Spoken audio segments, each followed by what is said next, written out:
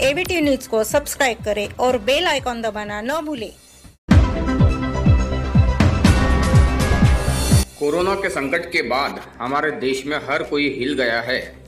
सच माना जाए तो किसी ने सपने में भी नहीं सोचा था कि कभी हमारे देश में ऐसी महामारी आ सकती है। मगर जो भी हो, जो परिस्थिति अब निर्माण हो गई है उससे लड़ना बेहद जरूरी है। इस संकट की घड़ी में कैसे लड़ा जाए, अपने आप को कैसे संभाला जाए, ज़रूरतमंदों को कैसे मदद पहुंचाई जाए, कोरोना को कैसे रोका जाए और अपने देश को कैसे बचाया जाए, इस विषय पर नागपुर के युवा उद्योजक प्यारे खान ने एवीटी न्यूज़ से खास बातचीत की है। प्यारे खान एक सफल व्यावसायिक होने के साथ ही अच्छे समाज सेवक भी है। उनके द्वारा लॉकडाउन के दौरान जो मदद गरीब, मजदूर और ज़रूरतमंदों तक पहुंचाई जा रही है वह सचमुच काबिल तारीफ है। ट्रांसपोर्ट व्यावसायिक होने के कारण उनका ध्यान इस व्यवसाय से जुड़े लोगों पर भी है ताकि इस लॉकडाउन में कोई भी भूखा पेट सोए नहीं। यही उनकी मंशा है। देश हित में उन्होंने एवीटी न्यूज़ द्वारा ऐसे संदेश नागरिकों तक पहुंचाए हैं जो हर व्यक्ति के लिए बेहद महत्वपूर्ण है। आइए हम प्रकाश डालते हैं उन मुद्दों पर जो प्यारे खान साहब ने एवीटी न्यूज़ से शेयर किए हैं। देखिए, पहले तो मैं आपको ऐसा बता दूं, आपको ये बता दूं कि मैंने ऐसा कुछ भी नहीं किया, क्योंकि मैंने जो कुछ भी किया वो एक मेरा फ़र्ज़ था, क्योंकि मैंने कमाया इसी देश से। तो ये एक मेरा फ़र्ज़ बनता है, और मेरा नहीं, हर बिजनेसमैन का, हर नागरिक का एक फ़र्ज़ बनता है कि आज जो हमारे देश की जो कंडीशन है उस समय हमें उसके साथ खड़े रहना है। आज हमारे देश के साथ हमको खड़े रहना है। और मैं जितने भी बिजनेसमैन हैं, जितने भी हमारे साथ के लोग हैं, उनसे यही कहना, और जो हमारे समाज के लोग हैं उनसे यही कहना चाहूँगा कि आज हमारे देश की स्थिति ये है कि हमको उसके साथ ही खड़े रहना है, क्योंकि हमको जो कुछ भी दिया है वो हमारे देश ने ही दिया है, और आज हम जो कुछ भी है वो हमारे देश की वजह से है। तो ये हमारा फ़र्ज़ है कि हमको हमारे देश के साथ ही खड़े रहना, और हमसे जो बनता है, जितना बनता है, जितना हम दे सकते हैं वो हमें देना चाहिए, और ये हमारा फ़र्ज़ है। अगर हम आज ऐसे समय हम हमारे देश के साथ खड़े नहीं रहेंगे तो हम कभी भी नहीं रह सकते। और जो दिल्ली में हुआ है, जो जमाती लोगों ने कुछ, हमारे जो समाज के कुछ लोगों ने गलतियां की है, जो जैसा भी किया, तो मेरा उनसे ये कहना है कि हमें अभी ये समय है कि गवर्नमेंट का साथ देना चाहिए। जो लोग छुपे हुए हैं या जहाँ है वो हमें खुद जाके गवर्नमेंट को बताना चाहिए, वहाँ के पुलिस को बताना चाहिए, हमें खुद होके क्वारंटाइन होना चाहिए।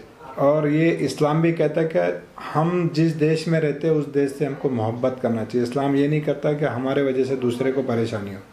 तो मैं उन सभी मुस्लिमों को, उन्हीं सभी जमातियों से उनको एक मुस्लिम होने के नाते एक मैसेज देना चाहूँगा कि वो जितना जल्दी हो सके, छूटने से उनको बीमारी और लगेंगी, उनके परिवार को लगेंगी, और बाकी लोगों को, उनके महल्ले के, उनके बस्ती के, ये धीरे धीरे करके बहुत ज़्यादा फैलेगी। तो इससे मेरी गुजारिश है कि वो जितना जल्द से जल्द हो सके वो प्रशासन के पास जाए, पुलिस के पास जाए, दवाखानों में जाके खुद होके बताए, तो उससे एक हमारा नाम भी ऊंचा होगा और हमारे समाज का भी नाम ऊंचा होगा। एक ही कैसा होता है कि हर समाज में बहुत सारी जातें होती, तो वैसे मुस्लिम समाज में भी बहुत अलग अलग तबके हैं। जैसा हिंदुओं में सिख होता है, ऐसी होता है, ब्राह्मण होते हैं, ये होते हैं, तो वैसा मुस्लिम में भी ऐसे बहुत सारे लोग हैं।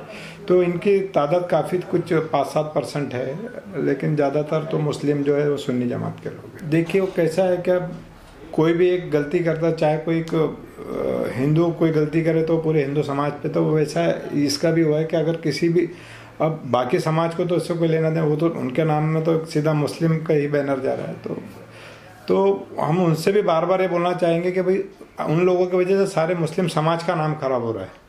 तो आप उस चीज़ का भी ध्यान रखें कि आप थोड़े से मुट्ठी भर लोगों की वजह से आज पूरे देश में मुसलमान समाज की बदनामी हो रही है। तो ऐसा ना करें, मेरी हाथ जोड़ के रिक्वेस्ट है कि गवर्नमेंट का सपोर्ट करें। आज देखिए, मोदी जी ने कभी भी ये नहीं बोला है, क्या कुछ लोग, उन्होंने कभी भी अपने भाषण में कहा कि 130 करोड़ लोग, तो वो हर हिंदुस्तानी से प्यार करते हैं, चाहे वो मुस्लिम हो, सिख हो, ईसाई हो, बुद्ध हो, चाहे कोई भी किसी भी जाति का, वो कभी भी 130 करोड़ बोलते हैं। तो हमें हमारे प्रधानमंत्री जी के बात पे विश्वास करके हमको आगे काम करना है। वो हमारे समाज के जो बड़े लोग हैं उन्होंने गवर्नमेंट से पत्राचार किया है कि भाई ऐसे लोगों के खिलाफ, जो चाहे वो किसी भी जाति का हो, उसके खिलाफ सख्त एक्शन ले, तो उससे एक समाज में एक मैसेज जाए कि देखो भाई गलत करने वालों के साथ क्या होता है। ऐसे लोगों को मेरे ख्याल से बचाया नहीं जाना चाहिए। उनके खिलाफ जब तक हम बाकी अरब देशों में देखो कि वो किसी भी समाज का उस पर तुरंत एक्शन होता है। जो जैसी उसने कार्य किया उस हिसाब से उसको सज़ा निर्धारित है। तो हमारे देश के साथ अगर कोई गलत करता है तो चाहे किसी भी जाति का उसको सज़ा होनी चाहिए। हमारे जो समाज के जो बड़े लोग हैं उन लोगों ने पत्राचार किया है कि भाई इन लोगों को इसका पनिशमेंट किया जाए।